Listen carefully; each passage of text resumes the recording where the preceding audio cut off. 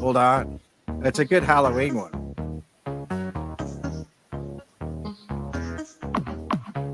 Welcome to my nightmare. I think you're gonna like it. I think you're gonna feel you belong. A nocturnal vacation, unnecessary sedation. You wanna feel at home, 'cause you belong. Welcome to my nightmare. Whoa.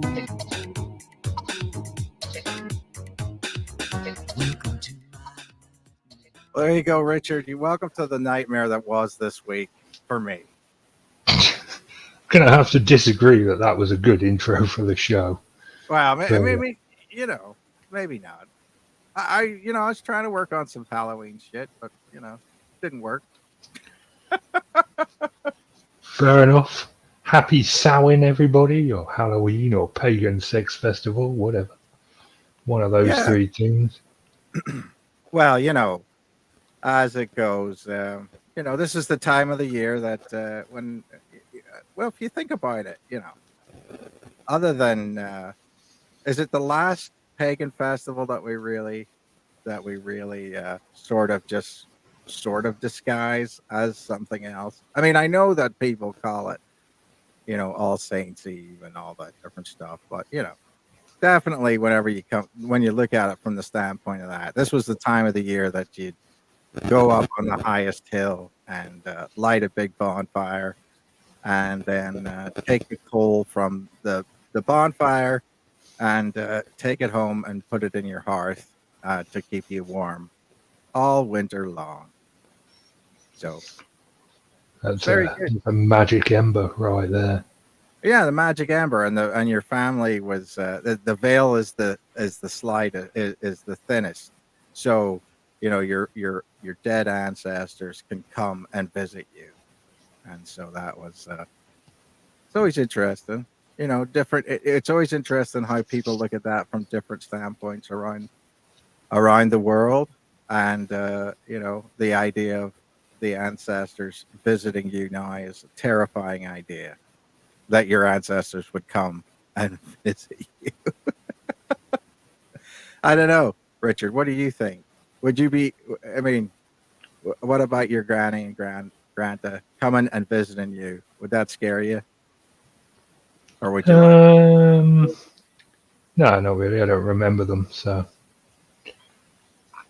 Yeah. they might be decent folk. Well, they probably were. I mean, that's the way that goes. I look at it from the standpoint of, you know, I always I'm a like we've had that conversation before. How I mean, the idea of people from your ancestry watching your every move, sort of. I always feel like somebody's watching me. Oh yeah, that's my great granny. But all the time, even when you're on the toilet. Yeah, That sounds Or- a bit wrong. or doing the naughty thing. Hmm. Oh, speaking of which, where is our naughty thing? Miss She's Naughty in Thing. Venezuela filming a low-budget horror movie this week, so she won't be able to join us. Oh yeah. You see, that's a thing too. Whenever you're from Northern Ireland, horror sounds the same thing. She's she's filming a low budget horror movie. Horror Movie. movie. Horror. You dirty, Horror movie. you dirty wee horror. Anyway, Yeah. that's good. Hmm. Well, I'm glad, Yeah. I hope that works out for her, because I think she likes that kind of stuff. Low-budget horror movies. Yeah, but but Venezuela. I've never been to Venezuela. I don't think.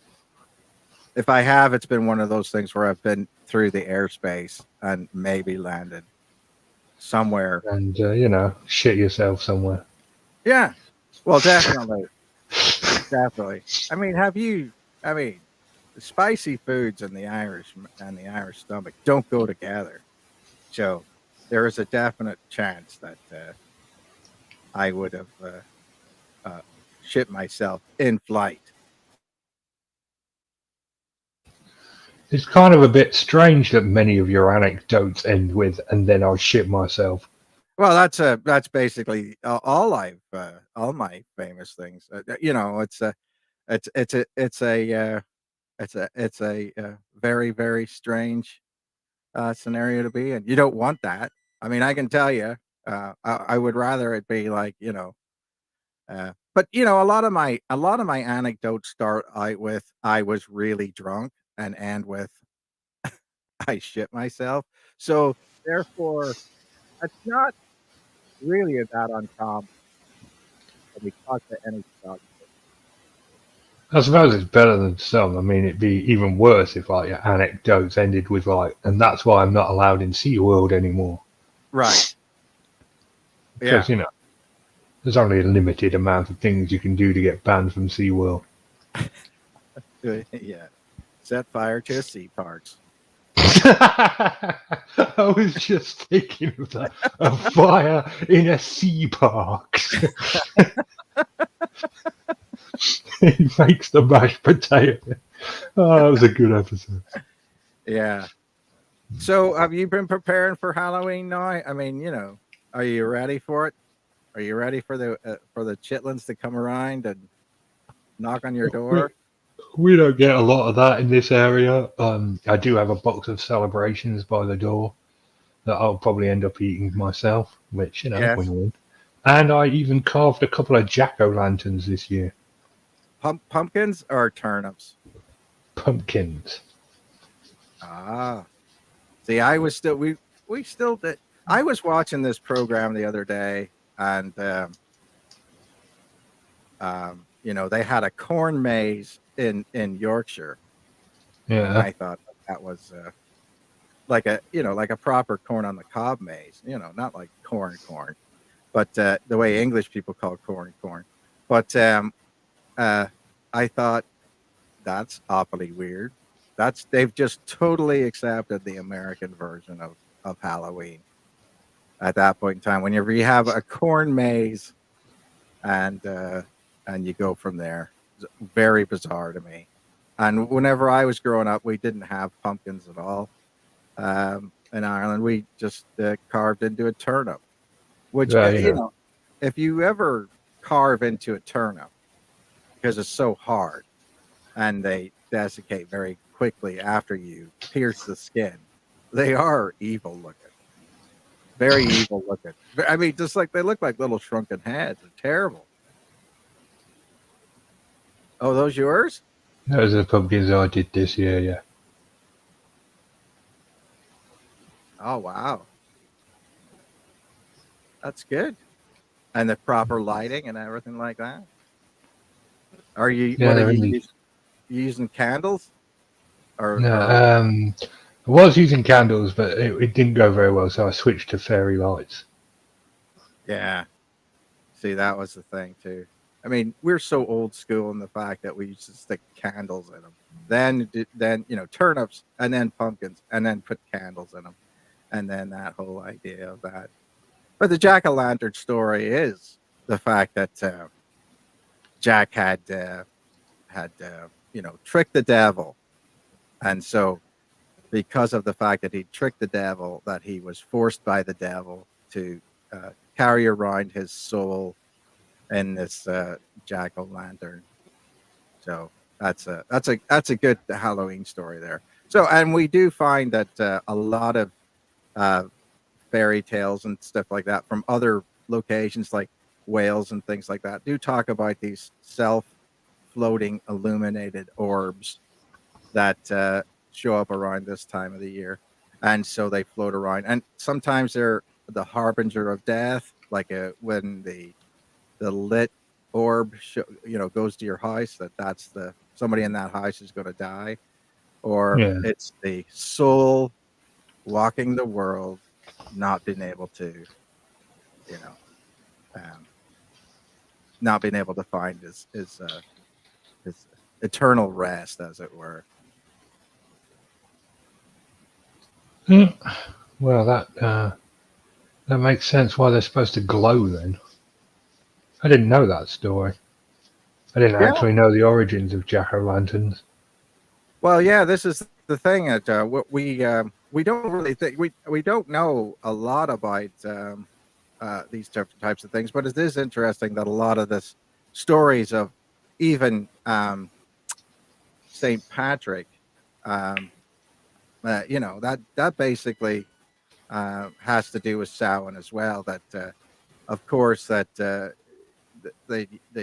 one of the kings in Ireland had started a big bonfire on top of the hills, and you weren't supposed to start a bonfire on any other of the hills. And so St. Patrick, of course, goes down there to the next neighboring hill, starts a big bonfire for Samhain, saying that, and then it has like a battle, a magic off, a magic battle, which is interesting because, as much as we try to think of, religious people as not being magic, that the origin story of St. Patrick was that he did try to go around saying that the magic of well, it goes along with that idea of Moses, and that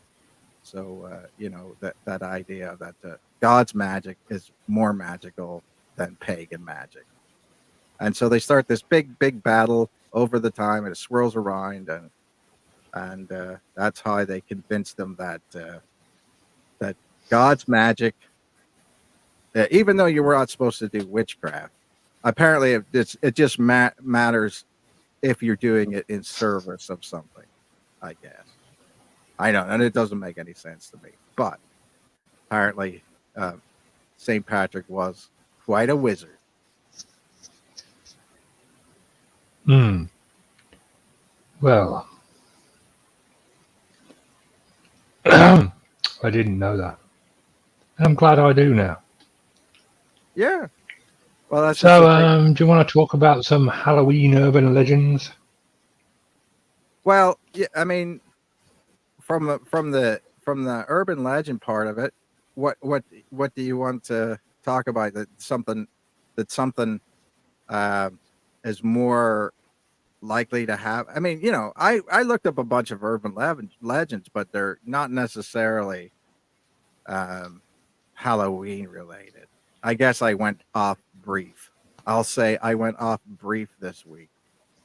Um, you know, but for some reason, I was just looking up the fact that this one man, and this is a true story, uh, was sort of a loser, and he couldn't ever get any girls, so he actually was the guy who took a you know summer sausage and strapped it to his leg using surgical tubing, and Oh dear went, God. huh? No, Oh he dear went. God. Well, no, this is my point. He went. He, he went out to a nightclub and he was discoing down, and apparently he was doing very well with the ladies that night until he cut off so much circulation in his leg that he had an embolism and and and and died on the dance floor. Uh, and whenever they tried to alleviate some of the pressure in his leg, died on the dance floor with a summer sausage stuck in his pants that they ended up having to untie from his leg with a surgical tubing. I mean, hopefully by that point he was dead already because you know I think that would probably put the tin hat on you being sexy. Uh, I don't think it's sexy as something you can pull off after a brain embolism, no. well, Especially if no, you've got no, a well, even German if sausage. Yeah, so even if it had gone to plan yes, and he'd got him home, he would have had to explain the large sausage. And even if he somehow managed to remove the sausage and the tubing, he'd still have to explain why his dick was tiny. It was not well, a well thought out plan. yeah, but I think that the problem is, I mean, a lot of men, of course, think that this is the quintessential thing that women are looking for, this massive, huge penis, and so therefore, once the thing is, I suppose it's like um, the idea that some women do that. You know, they stuff their bra and then they get their bra off, and then then you say, well, that's not the same size as it was, but then It's you're like, false advertising, is what it is. right, but at the same Chicken time, fillet should be illegal. no man, at that point in time is going to say, nah, okay, I would. I'd leave in a huff and contact my attorney to sue under the Trade Description Act. okay, well then you are a not average dude that I used to hang out with. I mean, this is anecdotal info, anecdotal information. I don't think most men are going, "Oh, that's too small. I'm not gonna. I'm. Those, I can't deal with that." They're going to go ahead. But whereas I think sometimes, at least this is the idea that we have, that women could then control themselves, or that they would be like, they would be able to choose at one point in time to stop because of that. I mean, this is the thing. I know I'm getting into desperate grounds here about consent and everything else like that. Obviously, if Yeah, anybody, we're going into murky grounds here. yeah, Let's yeah. steer the ship away and get back to urban myths. Anyway, if anybody ever says stop, that's it. That's it. Yeah. It doesn't matter if she gets into bed with you naked and pours whipped cream over herself. If she says no, it means no. Right. Exactly. So let's go back to other urban myths that are kind of funny. Have you thought of any? And to be perfectly honest, if you've gone home with a girl who gets into bed naked with you and pours whipped cream over herself and then says no, you're probably better off walking away from that situation anyway, because there's some serious issues there. Right. Right. But this is the thing, Anyway, so yeah, I went through the Halloween urban myths, and I went through the usual, the razor blades and the apple, which actually turned out to be true, but only like once or twice. I found one about Halloween candy that had been laced with cocaine and heroin. Mm. They're giving out candy to kids, and it had drugs on it. And I was like, that's not fun at all. But this is the idea of that. I mean, this is the idea of very, very dangerous people giving your kids candy. I mean, I obviously there's a level of mental illness that pervades society, and I don't know what I mean. This is the thing. Whenever I had my children, you had to come home and check them carefully to make sure that there was no holes or anything like that, and that's something you should do.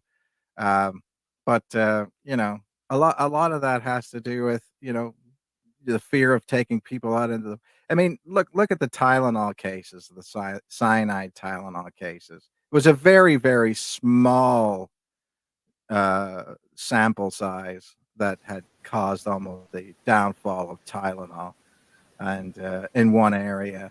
And this is the same. This is the same thing. I mean, somebody stuck some kind of drugs on that cyanide or whatever, or on Halloween candy, and then that was it. I still remember whenever I was a wee kid, they used to give us money, like pennies or tuppence or whatever, so we could go and buy candy the next day at the shop. They didn't actually hand out candy. We didn't do trick or treating when I was a kid in England. Well, it was considered uncool. It was more of it was more of a Guy Fawkes thing. I think it was more of a. But I tell you what, that first year I was in England, in America, I went trick or treating when I was like 21. I dressed up in drag and went trick or treating because it was fun. Well, dressing up in drag is fun. I will say that if you haven't done it, you should. It's fun. Absolutely. Yeah, At least once in your life. right. Exactly. You should always know what you would look like if you were the opposite sex, and I think it's fun. I mean, they still have. Oh, one of the things that they started over here, Richard, um, on the reservation at the bingo, is that they have gay bingo. I mean, drag bingo night, not gay bingo, because drag people are not always gay. But I'm just saying that you can get dressed up in drag and go to the bingo parlor, and there you go. Yeah. Another Halloween urban myth I came across was these temporary tattoos you can get with the pumpkins and stuff. They were laced with LSD. Well, that's just smart. That turned out to be fake. There's not a single verified case of that happening. Yeah, but if you were thinking about it, right? If if you wanted to smuggle LSD into a prison, that would be the way to do it. Hmm. On the back of a stamp or something. I'm sure they've done that before. Stamps or something like that or whatever. Basically LSD is just basically something soaked in the material, isn't it? Yeah, but I don't know if you'd want to give that to kids No, unless no, these are unless just you're urban myths around Halloween. unless you're Okay, in but I found my favorite one. yeah. My favorite Halloween urban legend that I found was that it's a good time to get rid of bodies by hanging them up and pretending they're Halloween decorations. Really? Yeah. And then Now, somebody now, Kevin, do you think that's true or false? um I would think that's false, and I'll tell you why. Because as with uh, as with most things, when a body deteriorates, the first thing that's going to happen is the weight of the body is going to separate from the head. That's why they used to stick all these decaying bodies in what was called a gibbet, a metal structure that was basically the size of a of a human body that would go in there. So whenever it started to fall apart and everything, the crows would pick at it and all this other stuff, and so that would be that. But um, I would imagine somebody's probably tried it. What do you think? They have tried it, and what's a man in Maryland got away with it for 5 days. There was a body hanging out in his yard, and everybody thought it was a Halloween decoration. It turned out to be true, a real person. Why? But do, I mean, okay. I mean, I get that, but I would think was he? I mean, obviously, this was this a was he seriously trying to get rid of the body? That's the one thing that I would say is or was he just trying to say, Mm, He I'm was just trying so to stash it so he could get away yeah. without anyone knowing it was a body. There was a dead body. Oh, okay. So he hung it up and then he He ran legged it. he ran Yeah, for the hills. Oh, okay.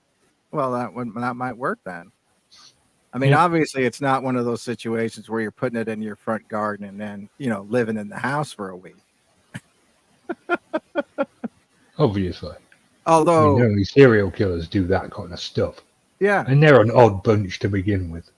yeah.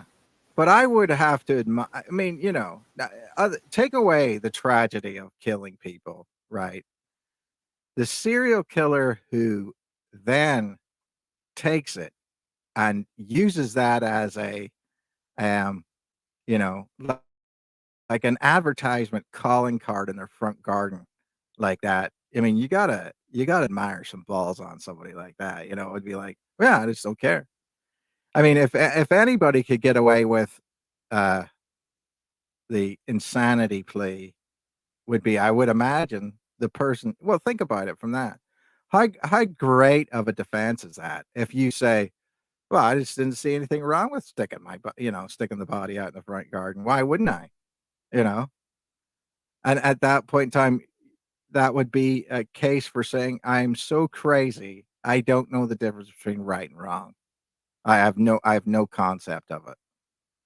You see? I don't know. Yeah, that's a good point. I found some really dumb urban myths as well, like people who dress up as the killer from Scream, are actual serial killers. Um, I've no doubt, knowing how impressionable people are, that somebody's killed someone while wearing a Scream mask, but that just seems like a dumb urban myth to me. Well, yeah, I would imagine that that's the thing about it is we've got to think about why urban myths happen. It's because some of us believe that literally society is that dystopian. You know what I mean? Yeah, That somebody will watch it and copy it. But that's kind of the way that we've been taught our whole lives. That we that for whatever reason. I mean, I know that you and I are too intelligent to fall for any sort of manipulative tactic. But we hold on a we minute, I'm really thirsty. I'm just going to have a drink of delicious Coca Cola.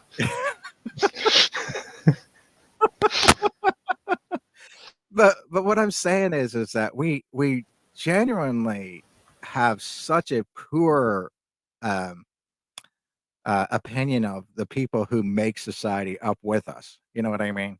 This is one of those things where all these all the uh, you can see that now. In all these cases, right? I have ranty friends that go on to Facebook and say, "Wake up, sheeple, wake up."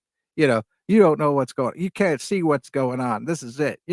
As if these people then are the most you know tuned in, smart, intelligent people on the face of the planet, and that we are so stupid that we would just go along. We would just go along. So that's the thing that's always interesting is that we as a society do honestly believe that we are surrounded by bumpkins who are not as smart as we are.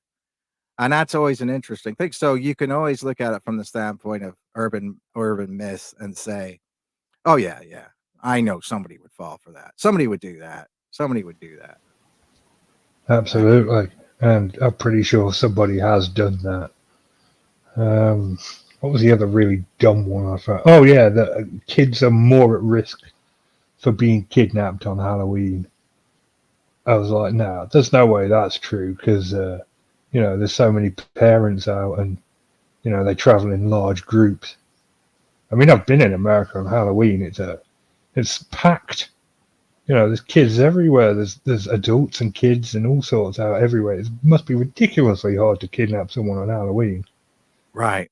Well, I know that when I lived in an estate, like a housing estate, and you know, like literally people would bring in their kids, you know, from other locations. If they were in a more rural area or whatever, they would bring it into our neighborhood because the traffic was, you know, you just bring them in a van, drop them off on one edge of the street. They would go down the one row, up the other, get back in the van, and then go to the next street and then do it again.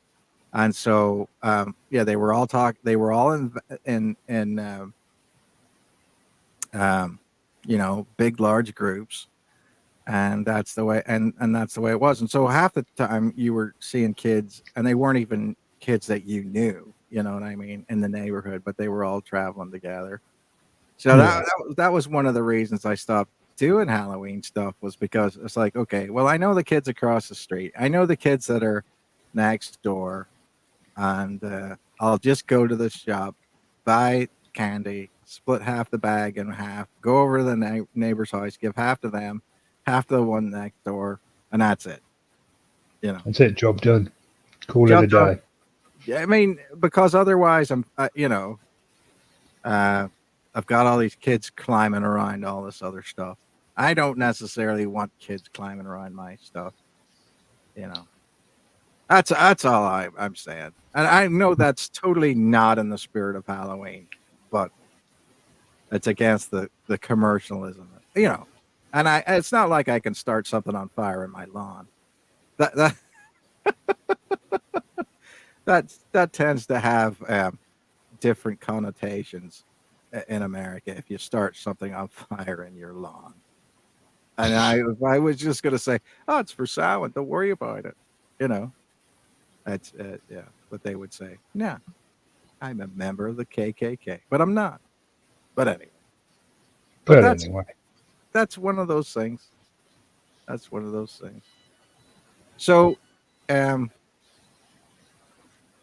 did you ever get up into any? Let's talk about tricks that you might have pulled on people when you were a kid. Did you ever come up with any good tricks when you were a kid? no, I was a grubby little swat when I was a kid. Didn't cause any trouble. Not at all. And it didn't lock your brother in the coal shed or anything like that. No, no. Um, well, I was an absolute nightmare when I was a teenager, but then that was me mostly messing with police, not like neighborhoods or anything. Right.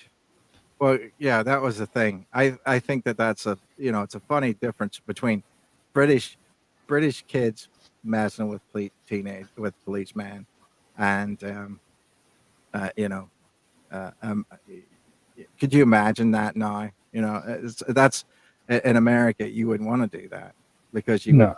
you wouldn't just get like a truncheon across the back of your neck or whatever if you were messing with cops.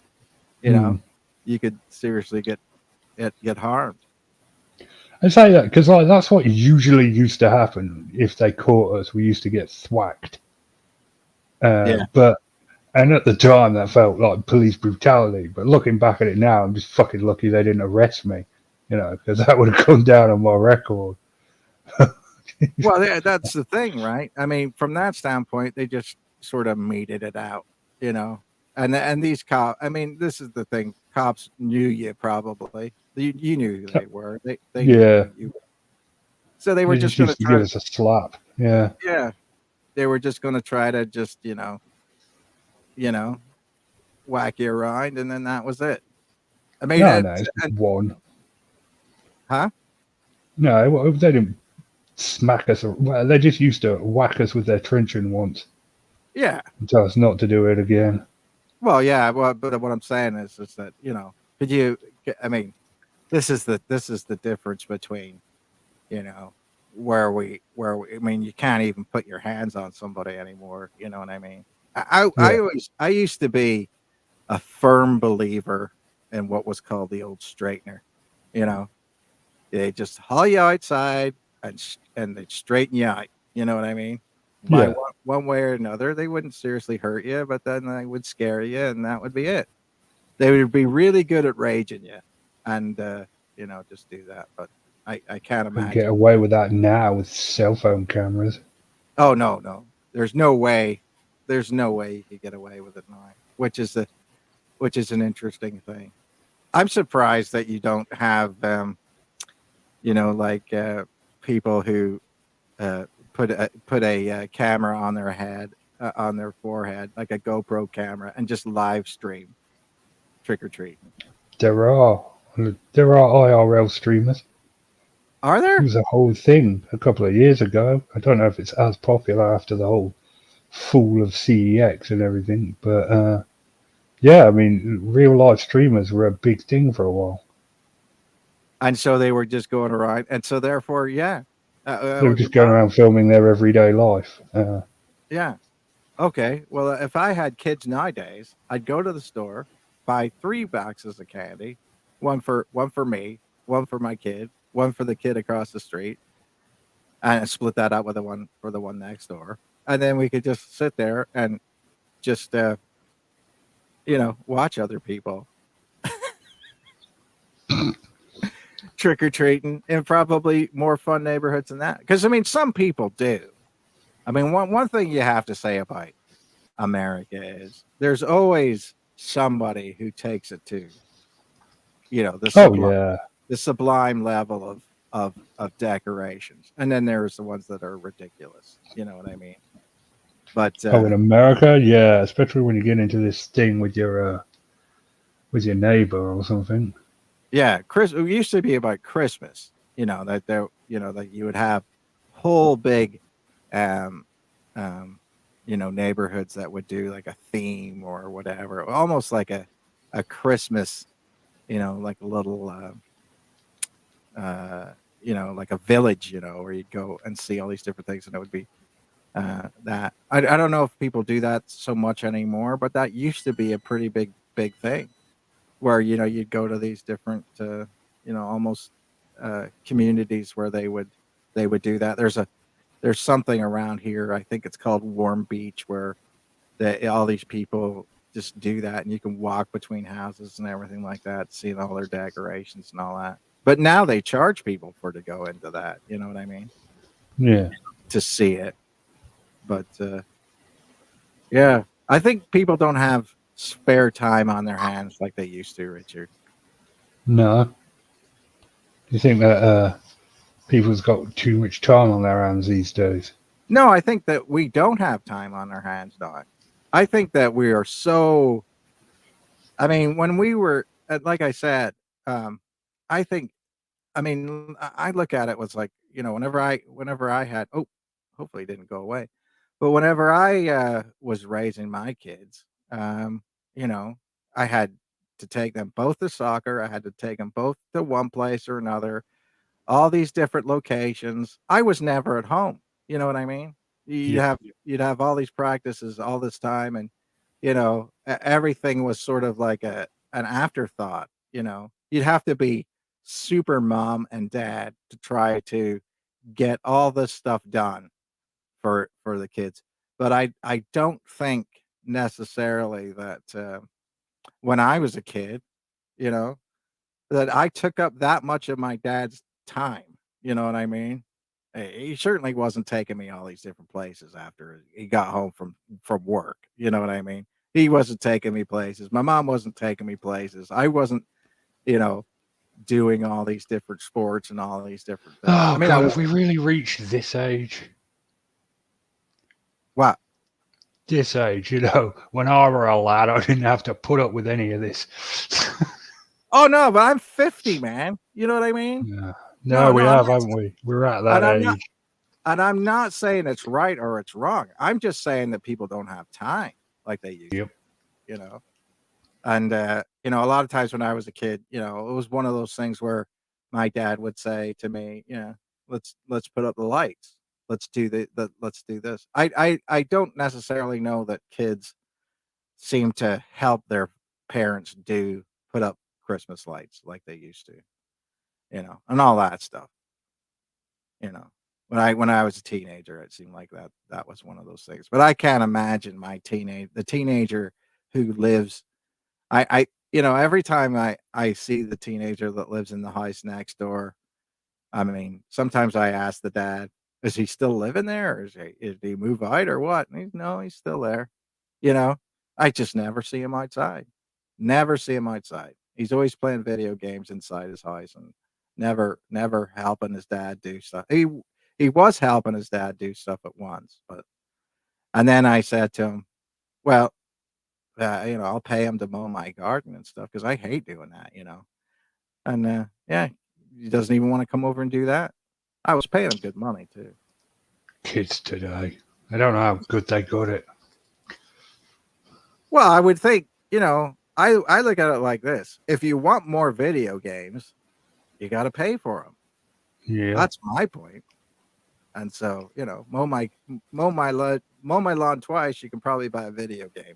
That's how over the top I was paying this kid. Anyway.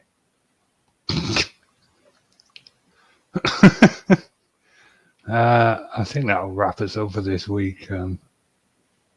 There was supposed to be a lot more urban myth stuff, but Nikki couldn't make it, and They, Kevin went off beat. well, like I said, I had a hard week this week. I had a lot of different things that I was planning on doing that I didn't get done, and you know that's the way it was. Is there anybody in the chat, or are we just sat in the water. There's Rod Dupree and SoFlo, but they're not saying much. Yeah. Well, To be honest, it's only really when like Gabby and Alan Hentages are here that we have a lot of conversations in the chat. right. Well, there you go. Hey, well, you know what, Richard? Well, we might have phoned this episode in, but we still did it. I don't know, I had fun. It was a nice chat. It's always a nice chat. Yeah. And we did discuss some urban myths, so we stayed on topic for the whole show for once. So Yeah. Did you try turning one it of on? our best shows, technically. All right. And so, all right, man. Well, that sounds good. Next week, what are we talking about next week? So I had a topic. Oh, yeah. Next week, we're going to talk about the biggest cock-up in the British Navy's history. That, okay, well, that, putting Winston Churchill in charge of the Admiralty is probably that. Oh, this was worse. This was World War One, and we did something very stupid that I've only just found out about. See, Yeah. they never cover this really funny stuff in school. They just give you the basics. World War One, trench warfare, Kaiser Wilhelm, stick it to the crowds.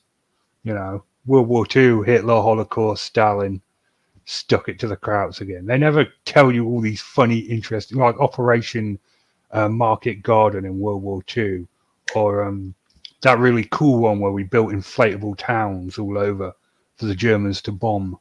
They didn't tell Right. us about that in school. And in World War One, this gem of a cock-up, the Battle of May Island, they didn't mention that once. Well, yeah, And- because the thing about it is there's a very, very interesting thing. As somebody who used to deal with a lot of veterans and history and stuff like that, I always liked talking about histories that were weird because of the fact that that would actually get people's interest. And Yeah, it would have hooked me. I wouldn't have spent Yeah. my whole history lesson looking at the clock if they talked about interesting stuff. right. But I think that what happens is that a lot of times people who are dealing with these different types of things, they just want to talk about the sobering, solemn effects of tragedy, of war, and everything like that. And that's true. But but with everything, soldiers always, and people who find these different things, they always found humor in stuff, whether it was right humor or wrong humor or whatever. And you have to, in order to uh, look at things from that standpoint. But it's almost like at that point in time to acknowledge the fact that things were stupid and went stupidly and were kind of funny and ironic. A lot of people think that takes away from it. You know what I mean? That takes away Yeah. from the solemnity of talking about that time. And I think that maybe that's one of those things where as time goes on, these stories always surface because, you know, we can find all stupid stories about every war there are, but we're not necessarily going to talk about the ones where, you know, within living memory of a veteran, where, you know, I think all the veterans are gone from First World War now for sure, but so you can start talking about that kind of stuff because you never know whether you're going to offend a veteran, you know. Well, I don't think there's any World War veterans still with us, so I think we'll be all right with this one. No, and that's what I'm saying. World War One, no, no, definitely not, because they would have to be in their 100. I mean, they would be 120 now. Just no Yeah. way. Yeah, No way. forget So yeah, that. Battle of May Island next week is going to be a good one. It's really funny and really sad, but mostly funny. Yeah, and we'll hope that Nikki's back from making her horror film. Yes. I hope she's back from Venezuela. Good night, everyone. All right, bye bye. Disco sucks.